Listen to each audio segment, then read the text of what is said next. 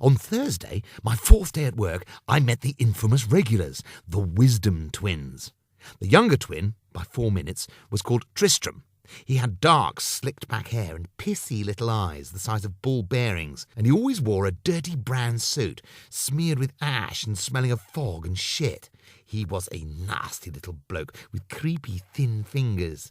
The older twin was called Nathaniel, and in height he was a foot taller than his brother. He was a nightmare of a man, to be honest. They were both far too rich, as their dad had died recently, and they had inherited all of his money. "I'll tell you what, I hope Daddy died slowly," said Nathaniel. "Who cares how he died? Daddy was silly," said Tristram. "So who cares what you think? Fuck yourself off. I think Daddy was silly, so I don't think about him." "Yeah? Well, shut up. I'm here to eat." "Well, so am I. So you fuck off as well." "Don't fucking fight with me. Don't you fight. Look, should we have lunch?" It's my idea. What fucking ever." They had no respect for anyone or anything. Most of the other staff were terrified of the Wisdom Twins because of their habit of spouting out disturbing, vile rants right in your face for no reason, and the way they insulted other customers quite savagely. But Davy had known these cretins for years and kept insisting they be allowed in, no matter how horrific a scene they caused. One time, a new waiter got their names mixed up, so Nathaniel stuck a fork in the guy's lips. One customer was spat on by Tristram, and an old lady had been slapped across the face for merely looking at him. They were horrible blokes, and I was very nervous about meeting these two creepy bastards. As they took their usual table by the window, the table they always had to have, and if someone else had it, they threw them off and kicked them out of the restaurant, I hesitantly stepped over to hand them their menus, quietly and nervously. I was terrified, but attempted to hide my shaky fear.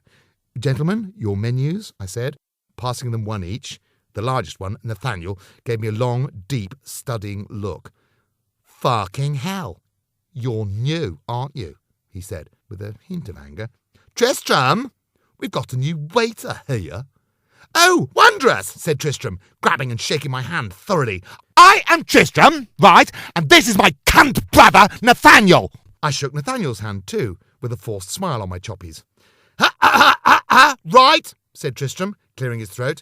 He studied the menu for a moment or so, and then turned his pissy eyes on me, a face so intense and intimidating.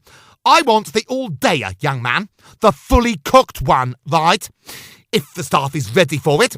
I also want with it the umpire bacon, egg mullet, power-hungry beans, tit-wank hash browns, and the poodle's sliced toast, right? Right? Listen, also on the side, I would like a small hound to guard me while I eat, right? Just to sit there, right there, right? Beside the plate.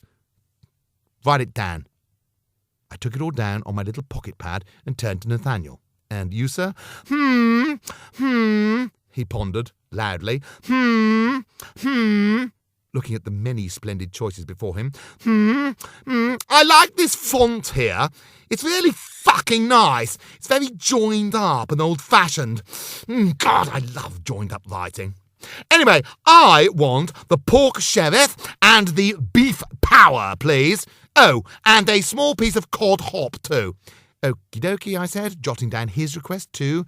Then Nathaniel butted in again. Excuse me, I'm sorry, cunt, but my brother and I have left our wallets by mistake."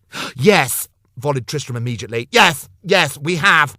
So, my brother Tristram here has agreed to leave his voice as a deposit." "Hello!" alerted Tristram, giving me a grin and an almost haunting wave. I stood in total silence, completely stunned by his words. Perhaps I had misheard them, but I was sure he said he was going to leave his voice. Was he going to leave his voice? Surely not. "I beg your pardon?" I asked.